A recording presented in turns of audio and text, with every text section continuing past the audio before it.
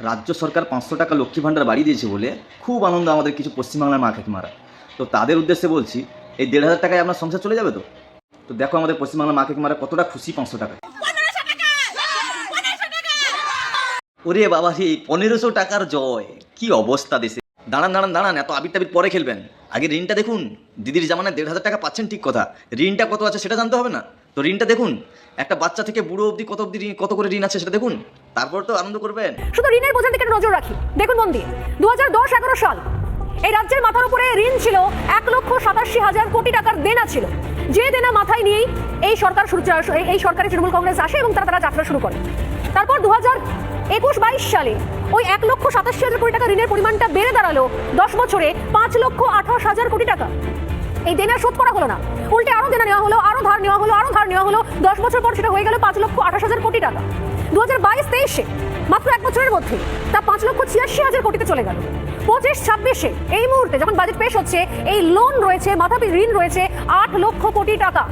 অর্থাৎ আপনি এখানে বসে থাকা সবাই যারা টিভি দেখছেন, তারা সবাই, এমনকি আজকে যে সন্তান সদ্যজাত যে বাচ্চা জন্মাচ্ছে, সেই সদ্যজাতের মাথাতেও মাথাপিছু ঋণ থাকছে 80,000 টাকা। বাজাও তালে।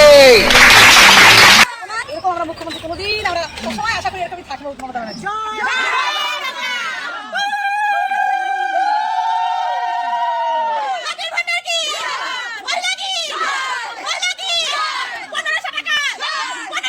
আমাদের স্বামীর এরকম ভাবে মানে চিন্তা করেনি যে একটা বইদের মাস গেলে মাসে হাত খরচা দরকার। সেটা কাকু সবার কাছে অসম্মান করে দিল তো আপনাকে। 1500 টাকায় কাকিমা বিক্রি হয়ে গেল। খরচা দরকার সেটা দিদি ভেবেছে। এর থেকে উপকৃত দিদির কাছে আমরা আর কিছু বলতে পারবো না, মানে ভাষাই নেই কোনো। আমরা পেয়েছি 500 টাকা বেড়েছে, আমরা খুবই আনন্দ, খুবই খুশি। দিদির সাথে আছি, দিদির পাশে আছি, সর্বত্রই সাথে আছি।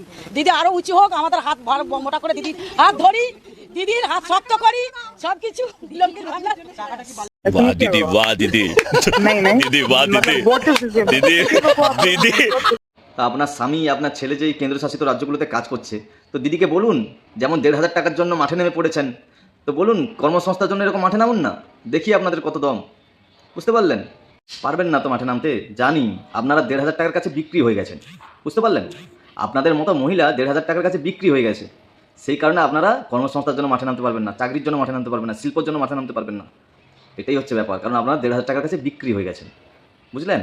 এরা এতটাই মূর্খ, আর এদের মূর্খ বানিয়ে রেখেছে এই তোলামূল সরকার, এদের ব্রেন ওয়াশ করে রেখেছে। ঠিক আছে? এরা জানেও না যে কেন্দ্রশাসিত রাজ্যগুলোতেও মহিলাদেরকে ভাতা দেওয়া হয়। ঠিক আছে?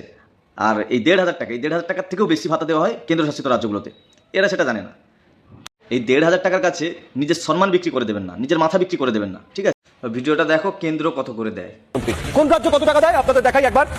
বাংলায় 1500 টাকা, আর যারা এসসি এসটি তাদের 1200 থেকে বাড়িয়ে 1700।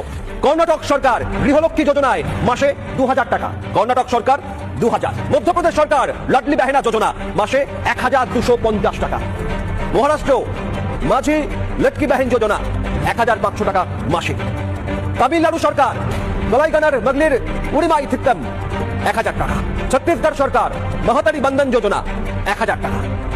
মা বোনেদের যে আর্থিক সাহায্য, ঝাড়খণ্ড সরকার মাইয়া সম্মান যোজনা 1,000 টাকা। হরিয়ানা সরকার লাডলক্ষ্মী যোজনা 2,100 টাকা।